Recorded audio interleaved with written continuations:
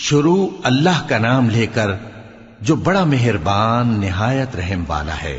الف لام را، یہ کتاب روشن کی آیتیں ہیں۔ ہم نے اس قرآن کو عربی میں نازل کیا ہے تاکہ تم لوگ سمجھ سکو۔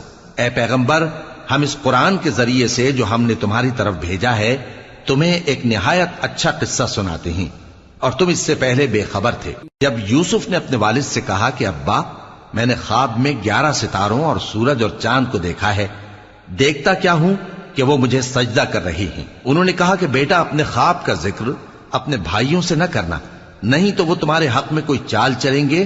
کچھ شک نہیں کہ شیطان انسان کا کھلا دشمن ہے، اور اسی طرح اللہ تمہیں برگزیدہ و ممتاز کرے گا اور خواب کی باتوں کی تعبیر کا علم سکھائے گا، اور جس طرح اس نے اپنی نعمت پہلے تمہارے دادا پر دادا ابراہیم اور اسحاق پر پوری کی تھی، اسی طرح تم پر اور اولاد